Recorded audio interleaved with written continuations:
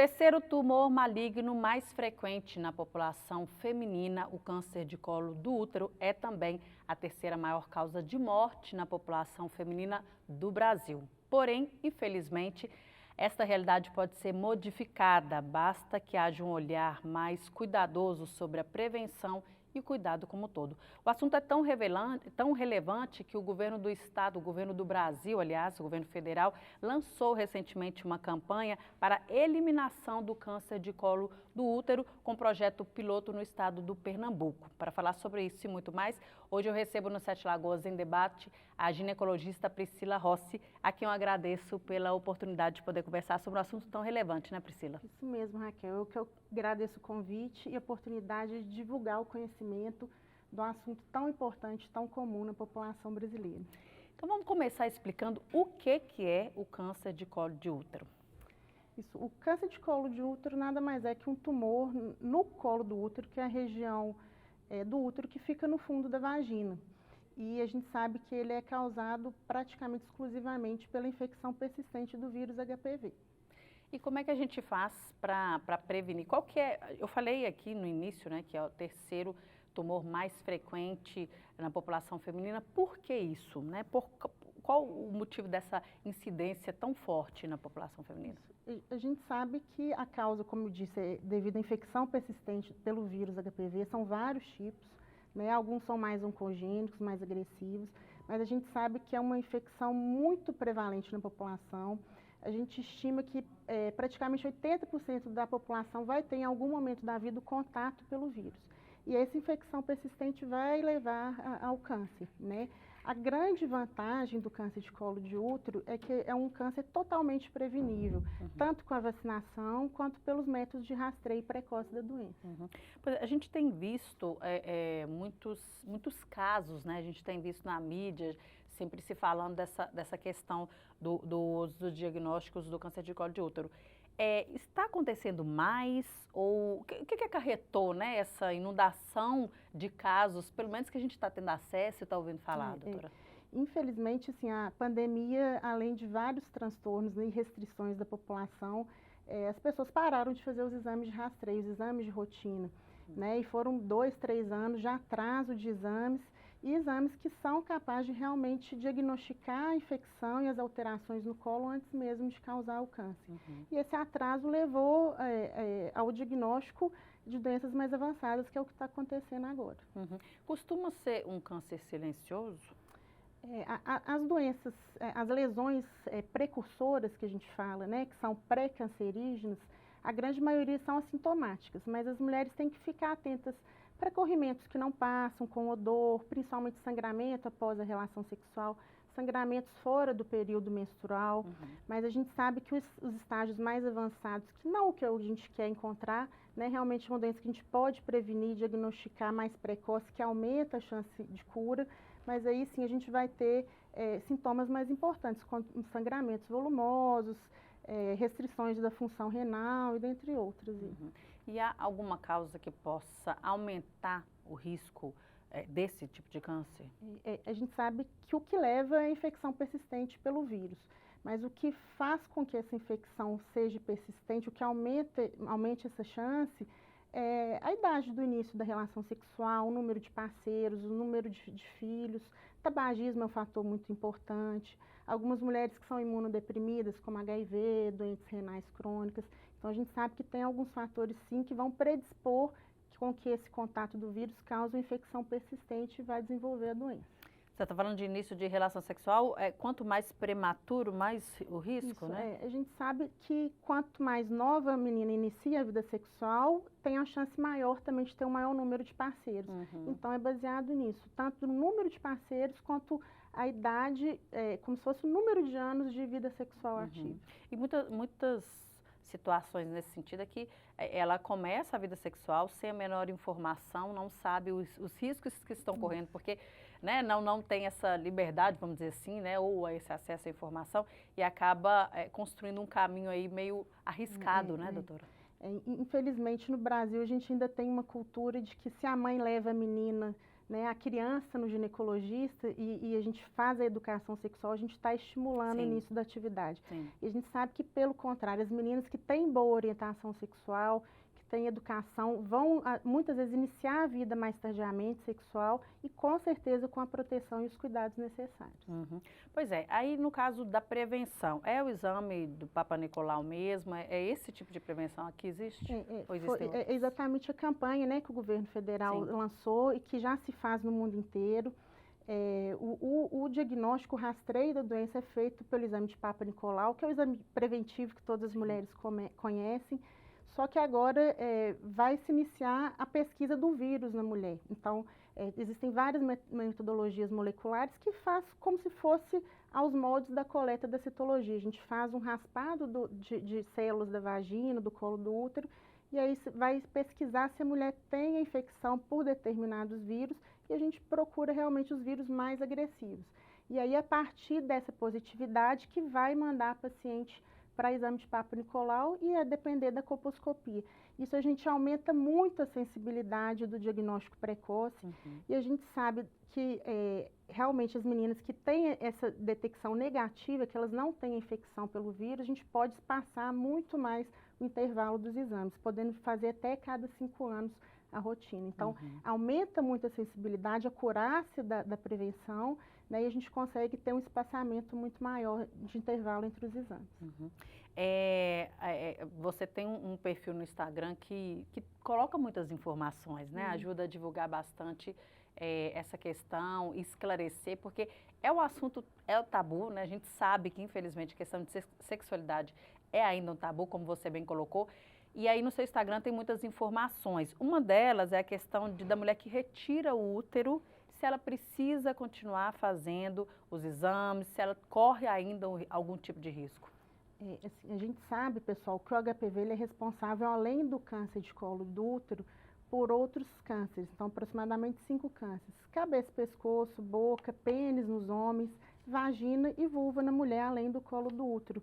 Então, a depender do motivo pelo qual a mulher tirou o útero, então, se foi devido a lesões decorrentes do HPV, ela deve fazer exame conforme a orientação do rastreio habitual, então até os 64 anos. Pois é, que é um outro problema, né? A mulher acha que às vezes é naquela idade ali de ativa, que ela sexualmente, que ela, embora não quer dizer que não seja depois de 60, pelo amor de Deus, mas muitas mulheres deixam de fazer o exame porque acham que não precisa mais. Não existe isso. Não, exatamente. E justamente o contrário, a gente sabe que a infecção pelo HPV, do momento do contágio até que vai desenvolver doença, realmente são anos, podendo chegar até 10 anos do contato à manifestação da doença. Então, em qualquer momento da vida, nesse intervalo que é preconizado, dos 25 aos 64 anos, a mulher deve fazer periodicamente os exames de rastreio, independente de estar ou não sexualmente ativa na idade que ela se encontra. Periodicamente, você fala uma vez ao ano? O rastreio deve se iniciar aos 25 anos, né? E após 3 exames normais consecutivos anuais, a gente pode passar para cada 3 anos. Sim. Então, isso é muito importante também. A gente vê muitas mulheres com queixas, com sangramentos fora do período menstrual, que muitas vezes vão no ginecologista e não são examinadas, porque muitas acham que só exame ginecológico é só coleta e deixa de se diagnosticar lesões. E, por outro lado, mulheres que fazem todo ano sem ter a necessidade. Então, a gente tem que focar nas pacientes que não fazem o rastreio habitual para a gente aumentar o diagnóstico dessas doenças pré-cancerígenas.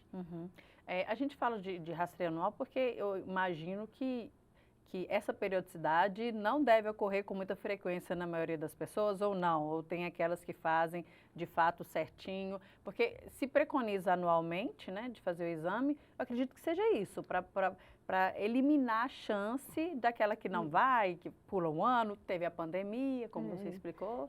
Infelizmente, a gente tem os extremos, né? Aquela mulher que todo ano vai, independente de ter tido alteração em algum momento da vida, e aquela que nunca vai por algum receio ou por achar que por não estar tendo relação não tem que fazer. O fato é que a gente tem que seguir os protocolos e foi modificado recentemente para cada 3 anos, justamente porque é estudado e é sabido pela literatura que a infecção desde a infecção até o aparecimento das lesões, realmente leva tempo. Então, não se justifica fazer anualmente. Mas exame ginecológico é diferente de exame de Papa Nicolau. Então, independente da queixa, a mulher deve fazer periodicamente as consultas anuais. Vamos falar um pouco do exame, né? A mulher fez o exame. Que tipo de resultado esse exame pode trazer e como que ele pode ser analisado? Existem diferenças? Existem sim. Até um assunto muito importante, né? Como todo exame de rastreio, igual para câncer de mama, que a gente faz mamografia, exames de rastreio são exames que chamam atenção para alguma alteração e que a gente deve fazer complementação da investigação.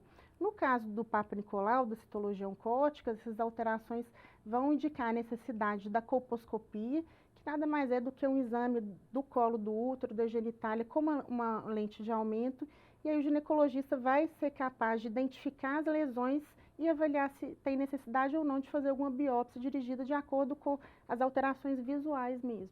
E agora, com o advento da captura híbrida, da pesquisa do vírus, ainda a gente vai melhorar ainda mais esses rastreios. Quer dizer, essa lesão, ela pode ou não ser um câncer? Pode ou não. Então, e muitas vezes, e na verdade, a intenção da citologia do Papa Nicolau é a gente diagnosticar antes que seja realmente um câncer, das lesões pré-cancerígenas. Entendi. Daí a necessidade dessa prevenção, né? Porque ele pode vir a se tornar um câncer, então. Ele não nasce assim. Interessante isso. A grande vantagem do câncer de colo de útero é justamente essa, que a gente é uma evolução lenta, que a gente consegue diagnosticar antes mesmo de ser a doença invasiva, o câncer, o que a gente fala que é a doença maligna, e independente que seja diagnosticada já em fase de câncer, quanto mais precoce, mais inicial, maior a chance de cura da mulher. Pois é, e aí eu falei logo no início também de que é a terceira maior causa de morte. Como que você lê, né? Como você analisa essa informação? Infelizmente é isso, são as mulheres que têm os sintomas, que por algum receio não vão procurar o serviço de saúde ou mesmo não têm acesso. A gente sabe que a incidência é muito maior nos estados, né, com baixa renda, então o acesso à atenção à saúde também é um fator que impacta muito, mas a gente sabe que é um câncer totalmente curável e prevenível, então não justifica, com todos os recursos, todas as tecnologias que a gente tem hoje, ainda ter essa mortalidade tão importante. Pois é, é um dado preocupante e aí a gente vê os casos e a gente imagina o quanto essa realidade poderia ter sido modificada, né? Você acha que falta informação? A gente falou um pouco, né? Receio, é tudo isso misturado. O que acontece ali no consultório, quando você está conversando, você vê um diagnóstico desse e fala, como que chegou nesse ponto? Assim, a gente sabe que quando a vacina atingir 90% da população infantil, a gente vai ter o que a gente fala que é erradicação da doença no país. E o que a gente já vê e já é realidade nos países que iniciaram a vacinação há mais anos, há 15, 20 anos atrás, como a Austrália. E a gente sabe que ainda existe muito receio, muito medo de descobrir o que está acontecendo com você, de já achar que o câncer é o fim da linha, mas a gente sabe que não é, que mesmo que a mulher tenha essa doença grave, existem vários tratamentos e várias possibilidades de cura. É muito legal falar sobre isso para a gente estimular também que as mulheres procurem, né, doutora? E fica com aquela pulguinha atrás da orelha, será que eu preciso, né? Porque a gente informando, a gente de alguma forma estimula esse cuidado, né? Que é o cuidado consigo e cuidado com a família também, porque todo mundo se envolve numa doença como essa, né, doutora? Com certeza, acho que a educação é base de tudo, né, Raquel? Só a gente conhecendo o nosso corpo, conhecendo como ele funciona, as alterações, que a gente vai ficar alerta e vai procurar o profissional. Na verdade, a gente sabe que muitas vezes a mulher que atenta o profissional de saúde aos seus sintomas e aí ela que praticamente faz o diagnóstico. Ela vai direcionar o profissional de saúde a investigar as queixas dela e fazer o diagnóstico das doenças.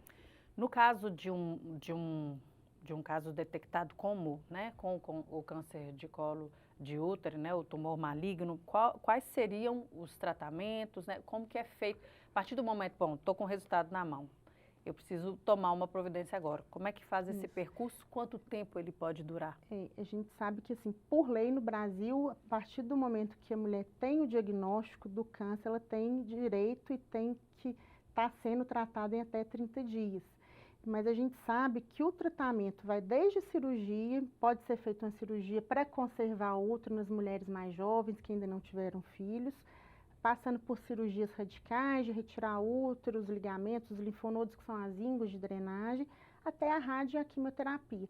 O que vai ser feito vai depender realmente do estadiamento, que é o que fala o quão avançado o tumor está. Então, tudo na oncologia depende muito da extensão, da gravidade, de alguns parâmetros histológicos e de biologia molecular da doença da mulher. E essa doença pode se desenvolver de formas diferentes em cada mulher? Há essa diferença, mesmo com, vamos dizer aí, um tempo de doença igual, ela pode se manifestar de forma diferente ou em velocidades diferentes? Infelizmente, como o vírus se comporta, a biologia molecular do vírus, a gente ainda não sabe tudo. Então, inclusive, a gente tem mulheres que retiraram o útero por outros motivos e vão aparecer doença na vagina, mulheres que fazem todo ano e realmente os exames de rastreio existem falhas, até 20, 30% de falha da não detecção, então isso influencia também. E a gente sabe que às vezes as mulheres imunossuprimidas, o vírus vai ficar mais carcinogênico, ele vai ser mais agressivo, então pode sim desenvolver mais rápido. Vamos falar um pouquinho, né, dessa campanha do governo federal.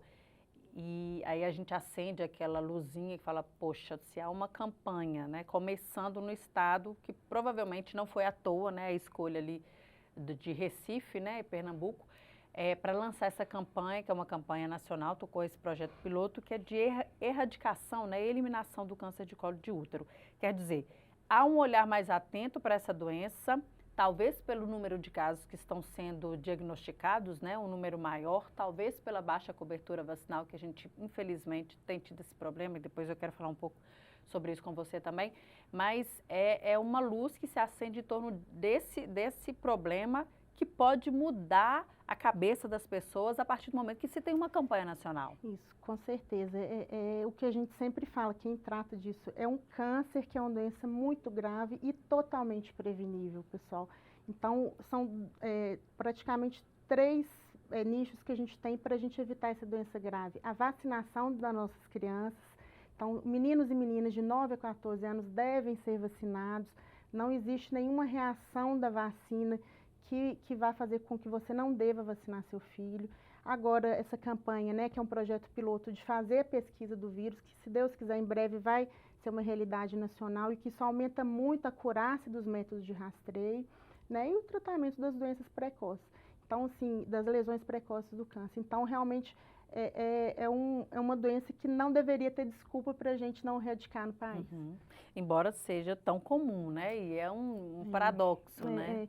Muito comum. O INCA lançou recentemente, em janeiro agora, a previsão da incidência do câncer no país inteiro, e para colo de útero, no próximo triênio, são esperados 17 mil novos casos. É muita coisa, né? Muita coisa.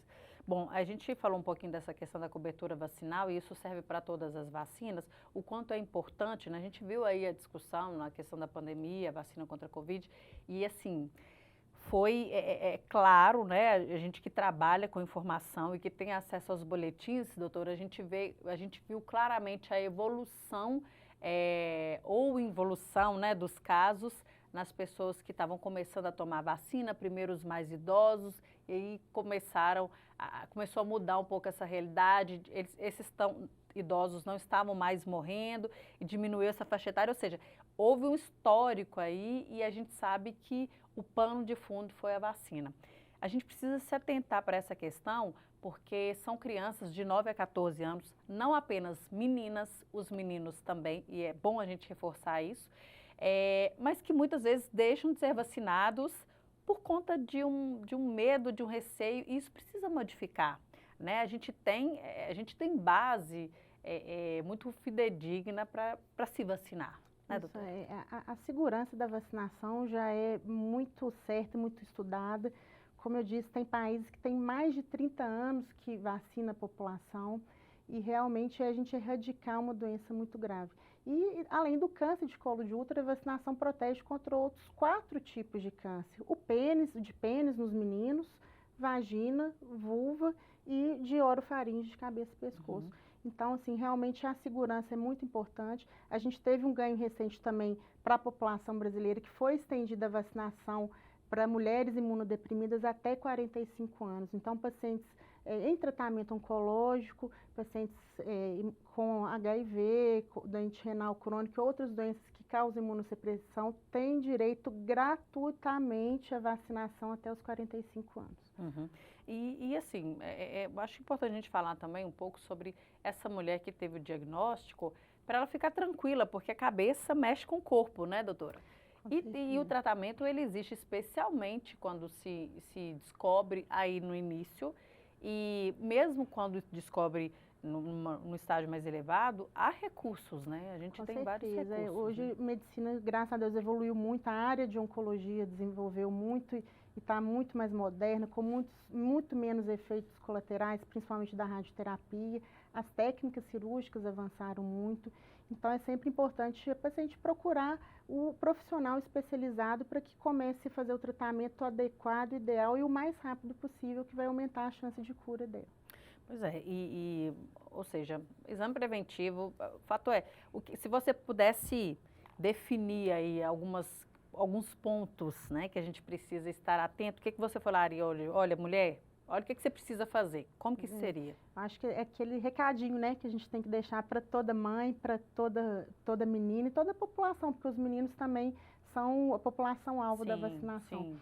Então, primeiro recado, acho que é vacinar, não deixe de vacinar seus filhos, não deixe de fazer os exames de rastreio periodicamente conforme a orientação do seu médico e não tenha medo de investigar qualquer alteração no seu corpo, porque por pior que seja, quanto mais cedo a gente fizer o diagnóstico, aumenta a chance de cura.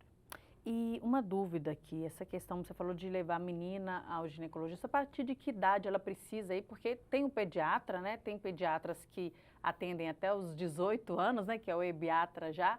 Mas a partir de que momento, né, essa menina, né, essa adolescente precisa ir para começar a investigar, começar a analisar o corpo? Qual que é o momento ideal para isso? O ginecologista, ele é responsável pela saúde da mulher desde a infância, desde até mesmo dos primeiros anos de vida. E a gente sabe que existe uma importância de aconselhamento, de exame local, e não só a partir do início da atividade sexual. A gente acompanha todo o desenvolvimento hormonal, físico da menina, até mesmo antes do início dos ciclos menstruais. Então, por volta de 9, 10 anos, nos pacientes que não têm nenhuma queixa, nas meninas que não têm nenhuma queixa, já é muito bem-vindo uma primeira consulta, até para quebrar aquele gelo, aquele medo, aquela ansiedade que toda menina tem da consulta do ginecologista. Esse vírus, ele pode ser transmitido?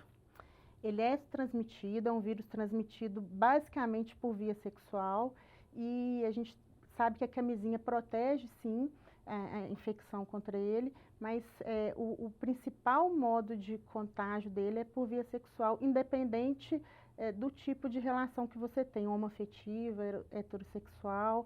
A gente deve fazer prevenção independente do momento, da idade do início da relação e do número de anos que você tem tido a relação sexual. Então, deve sempre ser feito rastreio entre os 25 e 64 anos de idade na mulher. E por que eu estou perguntando isso? Para aí eu vou voltar para a questão masculina. Essa prevenção aí, quando precisa começar do menino? A gente tem alguns dados assim que apesar de ser muito mais frequente o câncer de colo de útero na mulher, o de pênis, que também é causado pelo vírus HPV nos meninos, graças a Deus não é tão comum. E muitas vezes a mulher que tem o câncer de colo de útero, que foi causado pelo HPV, a grande maioria dos homens não vão ter nenhuma lesão. Mas é recomendado que o menino também faça a avaliação e a semelhança do que a mulher faz da colposcopia, que é o exame do colo do útero, os meninos também têm a peniscopia, que é o exame detalhado visual da genitália externa dele. Isso precisa ter uma periodicidade também? Nos meninos assintomáticos, a gente não faz igual a gente faz nas mulheres, não. Sim. Mas ao sinal de qualquer verruga, qualquer irritação, ardência urinar, qualquer alteração, né, que o rapaz sinta, deve procurar o urologista. É bom a gente ficar atento a tudo isso. Doutora, eu quero agradecer muitíssimo a sua participação aqui conosco. Muitas informações, né? A gente atentar para a questão da prevenção, a gente reforçar, porque a gente sabe que isso existe, Mas muitas vezes na correria do dia a dia vai deixando passar e isso precisa ser uma prioridade, né, doutora Priscila? Isso, com certeza. Eu acho assim, queria te parabenizar pessoalmente, Obrigada. Raquel e a TV Câmara, da importância da gente divulgar os conhecimentos e a educação da população. Que eu acho que é o único modo da gente se conhecer e diagnosticar as doenças e fazer a prevenção de forma correta. Obrigada pelo convite. Eu que agradeço, o espaço está sempre aberto para você voltar, falar mais desse mundo aí que envolve tantas informações e que por medo, né, tabu ou sei lá o que seja, que a gente precisa quebrar isso também, né, doutora Priscila? A gente precisa falar sobre o assunto para isso deixar de ser um tabu e a gente entender que isso que as pessoas estão vivendo, as coisas estão acontecendo, a gente precisa se cuidar e a gente se cuidando, a gente tem mais chance de ter qualidade de vida. E é isso que todo mundo quer. É o que todo né? mundo procura. É o que todo mundo Não procura. acrescentar anos na vida, né? Mas qualidade de vida aos anos que a gente tem. É isso aí. Muitíssimo obrigada, doutora Priscila Rossi, ginecologista. Se você quer mais informações, tem o Instagram dela, Doutora Priscila Rossi. Priscila Rossi. É isso aí. Muito obrigada. Sete Lagoas no Debate também fica por aqui. Obrigada por sua companhia. A gente volta numa outra oportunidade. Até lá.